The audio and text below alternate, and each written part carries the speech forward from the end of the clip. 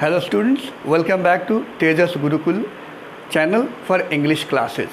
Today we are going to begin with phonetics, lecture 1. आज से हम लोग फोनेटिक्स की शुरुआत कर रहे हैं, जिसका पहले लेक्चर में हम पढ़ेंगे फोनेटिक्स ट्रांसक्रिप्शन, यानी किसी भी भाषा के लिए जो साउंड्स होते हैं उसका ट्रांसक्रिप्शन क्या होता है, हम इंग्लिश में इसको पढ़ेंगे। सबसे पहले जानेंगे कि फोनेटिक्स ये वर्ड कहाँ से आया। तो this word phonetics has been brought from Greece से आया है, और किस वर्ड से? फोनेटिकोस से, जिसका मतलब होता है वोकल, साउंड या वॉइस, आवाज़। आमतौर पे हम आवाज़ कह सकते हैं। और किसी भी भाषा के लिए सबसे जो महत्वपूर्ण होता है उसके उच्चारण, उसके तलफ़ुज़, या उसको अंग्रेजी में प्रोनाउंसिएशन कहते हैं। ठीक है, प्रोनाउंस जो वर्ड है वो वर्ब है and pronunciation is noun. So generally people commit mistakes in pronouncing the word pronunciation. ठीक है, इस चीज़ का बहुत ध्यान रखना है। हम पढ़ेंगे कि आखिर सही उच्चारण कैसे लिखें या उसका सही उच्चारण कैसे पढ़ा जाए। तो उसका एक लक्ष्य होता है, उसका एक वे होता है। भाषा के लिए हम लोग जानें कि उसमें दो चीज़ होती है फोनेटिक्स में, एक होता है कॉन्सोनेंट, दूसरा होता है वाउल। तो सबसे पहले हम लोग लिस्ट बना लेंगे कॉन्सोनेंट्स कितने सिंबल्स होते हैं और उनका साउंड क्या आता है। दुनिया में जितने भी साउंड्स हैं, जितने भी आवाज़ें हैं, वो सब सेम है किसी भी ज़ुबान में, किसी भी भाषा में। हाँ, उसके मतलब, उसके मीनिंग अलग हो सकते हैं अपने अपने भाषा के अनुसार, but the sound remains the same, it exist the same. If it is an American dog, it barks. If it is an Indian dog, it still barks because there is no change in the natural sound.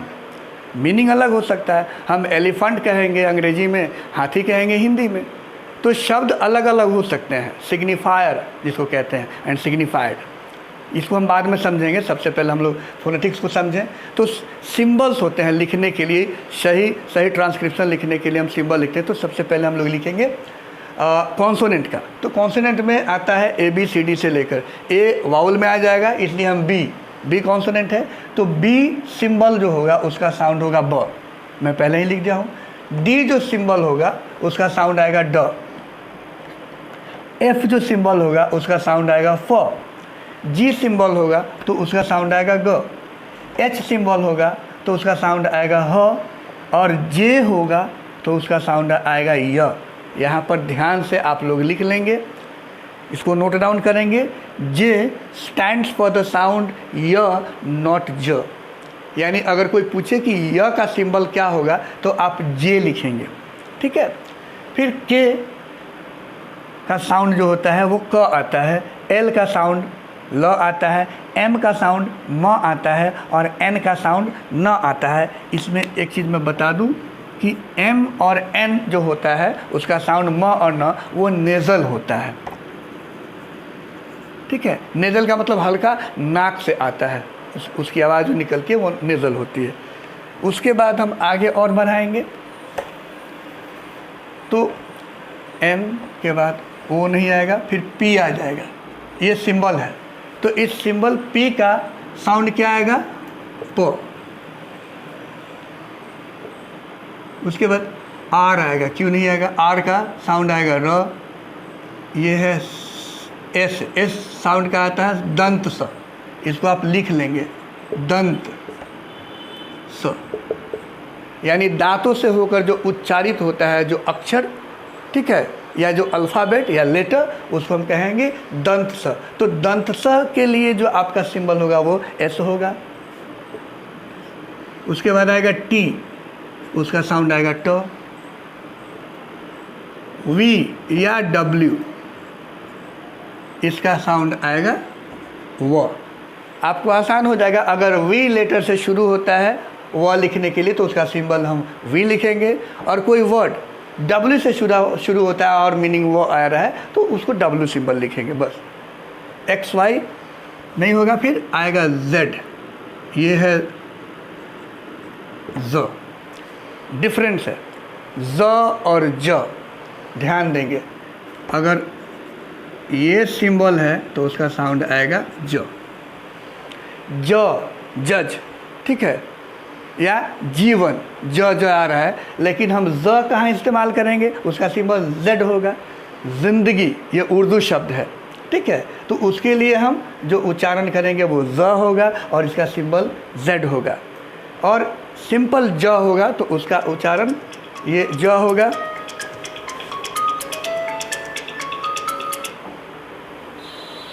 Hold कर दी हो, hold की हो।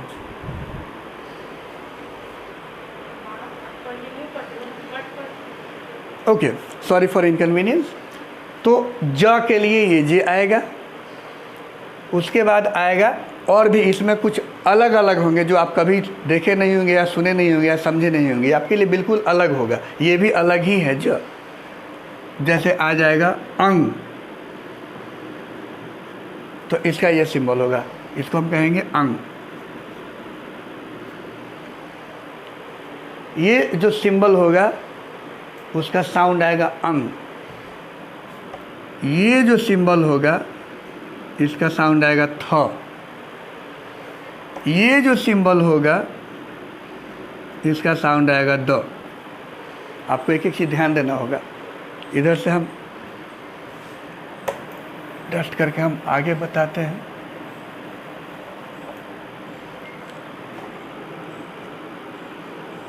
ये जो symbol आएगा इसको हम पढ़ेंगे च।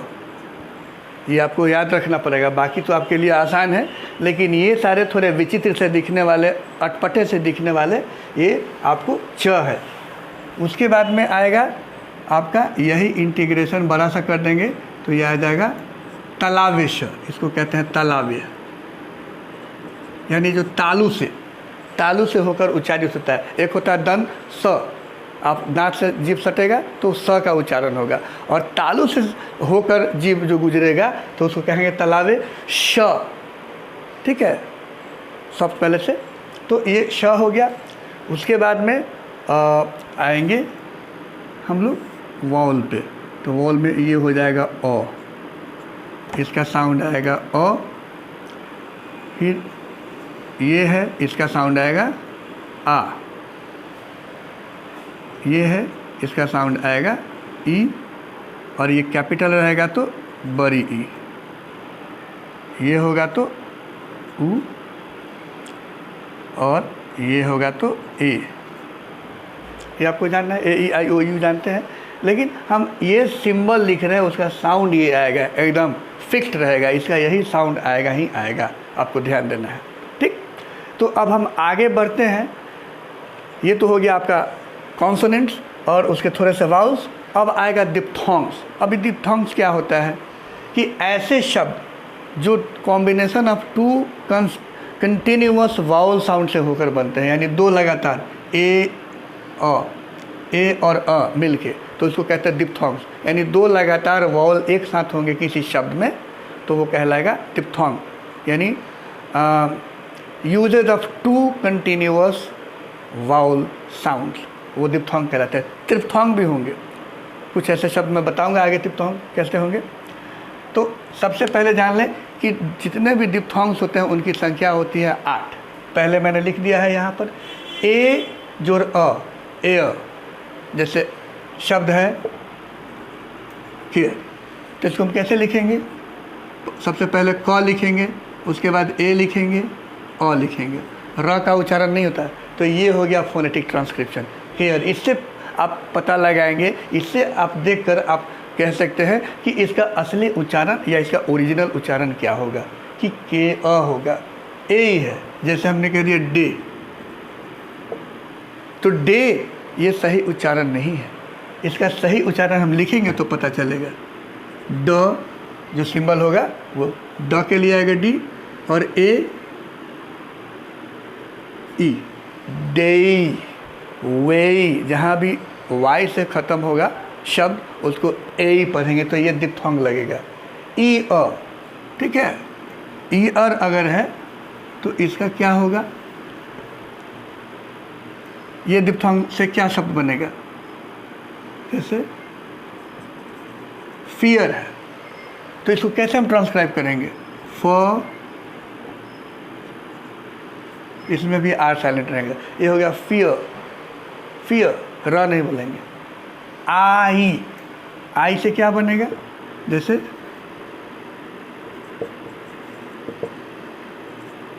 अब हम कहें कि इसको कीटे क्यों नहीं पढ़ें, कीटे कैसे समझेंगे कि ये काइट है, तो इसका ट्रांसक्रिप्शन लिखेंगे। अब देखिए इसमें दिप्थोंग क्या लगा, ये सब दिप्थोंग है। क आई ट, काइट, काइट, ये दिप्थोंग लगा, ठीक है, इससे पता चलेगा। और उसके बाद में आऊ है, तो क्या लिखेंगे, HOUSE। अब इसको कैसे ट्रांसक्राइब करेंगे, तो ह आ उ स, ये हो गया। ये बताएगा कि इसका प्रोनाउंसिएशन जो होगा, इसका उच्चारण जो होगा वो हाउस होगा, ठीक है। फिर है औ,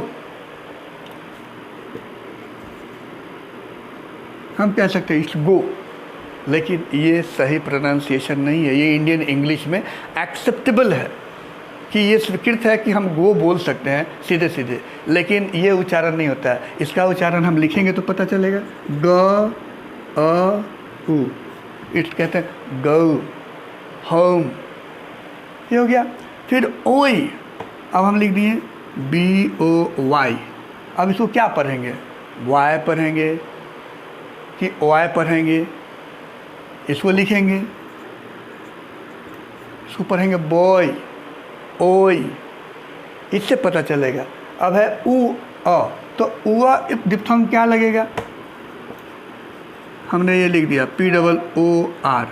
हम इसको पूर पढ़ेंगे कि क्या पढ़ें, इसको लिखेंगे कैसे, पू अ, इसमें भी आर साइलेंट रहेगा, तो इससे पता चलेगा कि ये इसका प्रोनाउंसिएशन जो होगा ये पुआ होगा। ऐसे पता चलता है, ये इसी को कहते हैं फोनेमिक ट्रांसक्रिप्शन, यानी शब्दों का विन्यास, जिससे हम उसको सही सही उच्चारण कर सकें उसका। ये आप नोट डाउन कर लेंगे ज़रूर से ज़रूर अपने नोटबुक में, ताकि आपको याद रहे। ये मैं मिटा दिया हूँ, उसके पहले आशा है कि आप नोट कर लिए होंगे। अब हम थोड़ा सा आपको ट्रिप्थोंग्स के बारे में भी बताएंगे। ट्रिप्थोंग्स क्या मतलब होता है, डिप्थोंग्स का मतलब 2 वाउल साउंड, ट्रिप्थोंग्स का मतलब 3 लगातार वाउल साउंड। एक उदाहरण दे देता हूँ, इसको कहते हैं ट्रिप्थोंग्स। जैसे हमने शब्द लिख दिया,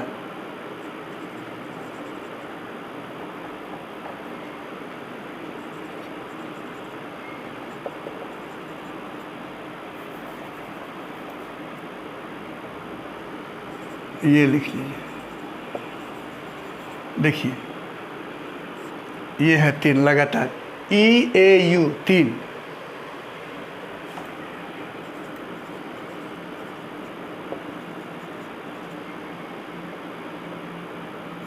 यहाँ भी देखिए EAU 3 वाउल साउंड आ रहा है, OIOU यहाँ भी 3 आ रहा है, तो इसको कहेंगे ट्रिप्थोंग्स, 3 वाउल साउंड, ठीक है। तो अब हम इसका भी विन्यास करें, इसको भी हम ट्रांसक्राइब करें। जैसे ब्यूटीफुल है, तो इसको हम कैसे समझेंगे, पहले क्या करेंगे कि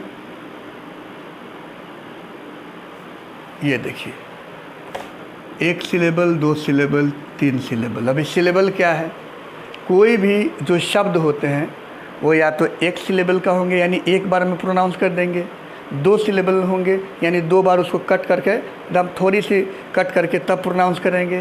3 सिलेबल, तो उसको 3 कट करके तब हम प्रोनाउंस करेंगे।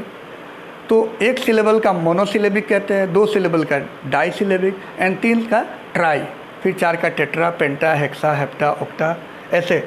अब देखिए इसमें 3 सिलेबल है ब्यूटीफुल, तो लिखेंगे कैसे,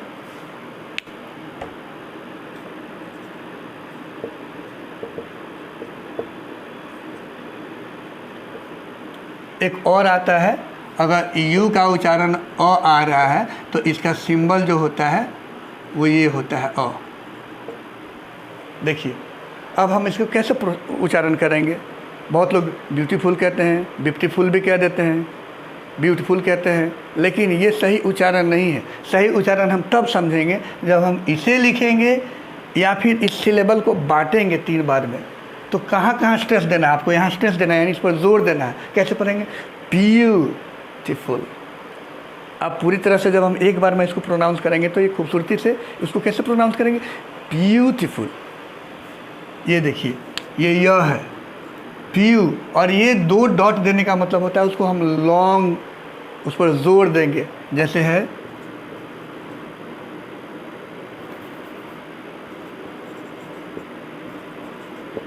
देखिए 2 है, ये है, इसको पढ़ेंगे सिट, इसको पढ़ेंगे सीट। तो कैसे लिखेंगे लॉन्ग करने के लिए? SI 2 dot. तो यहाँ पर 2 डॉट देने का मतलब हो गया कि वो दीर्घ हो गया, लॉन्ग, लंबा। इसको लिख दें तो इसको कहते हैं लॉन्ग, और ये हो गया शॉर्ट। ये लॉन्ग ई हो गया और ये शॉर्ट ई हो गया, ऐसे समझेंगे। इसको लिखेंगे तो पढ़ेंगे सीट, और इसको पढ़ेंगे सिट, ऐसे। तो आपने देखा ये जे जो है यो या के लिए आया और ऊ आ गया, तो व्यू और 2 डॉट देने के बाद लंबा हो गया, तो ब्यूटीफुल, ब्यूटीफुल, ऐसे शब्द का उच्चारण होगा। I hope you understand. फिर हम अब सबको हटाते हैं और कुछ प्रैक्टिस करते हैं। जैसे समझिए, सबसे पहले हम एक शब्द लेते हैं इंग्लिश। अब इंग्लिश बोले कैसे बोलें, ये एक समस्या है। इसका हम ट्रांसक्रिप्शन लिखेंगे तब समझ में आएगा।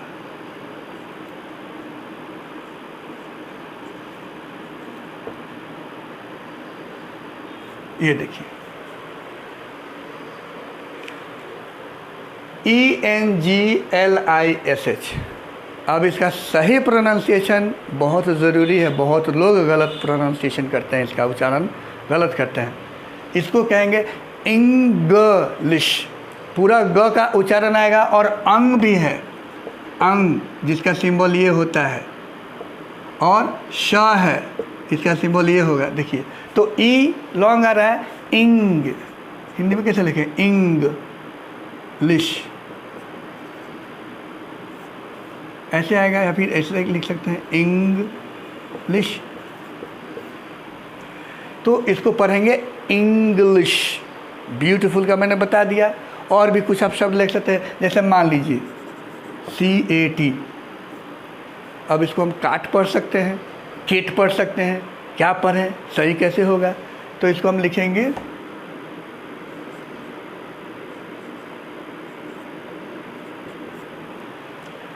क जोड़ अ जोड़ ए जोड़ ट, क प्लस अ प्लस ए प्लस ट।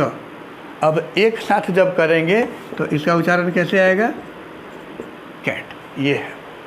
और जब अ प्लस ए एक साथ आए तो इसको हम ऐसे लिखते हैं। आप डिक्शनरी देखेंगे ये, तो ये दोनों मिलके क्या हो गया? ए। अ प्लस ए बन के अए। आप ऐसे भी करके देखिए, अए, तो ए आएगा। इसीलिए इसका उच्चारण क्या होता है? Cat, mat. ये है, तो हम माट पढ़ सकते हैं, लेकिन नहीं, इसको कैसे लिखेंगे? म अ ए ट, मैट, फैट, डैट। ठीक है। थिंक, अगर मान लीजिए लिखना है आपको थिंक, तो इसका क्या होगा कॉन्फ़िगरेशन? ये होगा थ इंग क, थिंक। ये थंक हो गया। ठीक है। थैंक। तो आपको ये सिम्बल्स आपको याद करने पड़ेंगे। मैंने सारा सिंबल लिख दिया है इसको, और एक एक करके आप करते जाएंगे। कोई जैसे मान लीजिए एक शब्द है, वो मात्र 2 अल्फ़ाबेट का, उसको फुल फॉर्म में लिखेंगे। आप जानते हैं DJ, RJ, शायद आप मीनिंग समझते हो। RJ का मतलब होता है रेडियो जॉकी, DJ का मतलब होता है डांस जॉकी। आप बहुत करते होंगे, लेकिन इसको हम प्रोनाउंस कैसे करें या लिखें कैसे? डी, ये डॉज और ई, डी और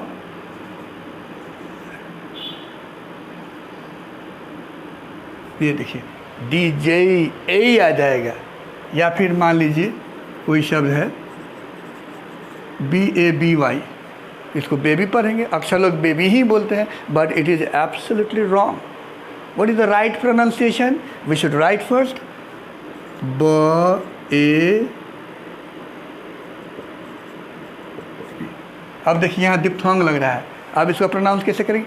बेबी, ठीक है, डिप्थोंग लग जाएगा तो ए, बेबी। वे क्या हो जाएगा? वे। ओके, ए आ जाएगा। ये ऐसे बोलते हैं। अंग्रेज़ों का थोड़ा जो प्रोनाउंसिएशन होता है वो डिफरेंट होता है। वो लोग लिखेंगे क और पढ़ेंगे ख, लिखेंगे कलर और पढ़ेंगे कलर, और थ एग्जैक्टली नहीं हुआ, ट होगा। थ और घ लिखेंगे घोस्ट, लेकिन वो पढ़ेंगे गोस्ट। चूँकि अंग्रेजी साउंड में घ एग्जिस्ट नहीं करता, इसलिए गोस्ट पढ़ेंगे। थ नहीं, ट लिखेंगे थॉमस, लेकिन वो लोग पढ़ते हैं टॉमस, तो उसका फोनेटिक भी टॉमस ही होगा। उसका जो ट्रांसक्रिप्शन होगा, हम उसको टॉमस पढ़ेंगे, ना कि थॉमस पढ़ेंगे। यही होता है sound system, study of sound system, ठीक है। ये एक लेक्चर था, पहला लेक्चर। अगले लेक्चर में हम इसके बारे में और डिटेल बताएंगे। Till then keep on watching, viewing and subscribing. Thank you very much. Thank you.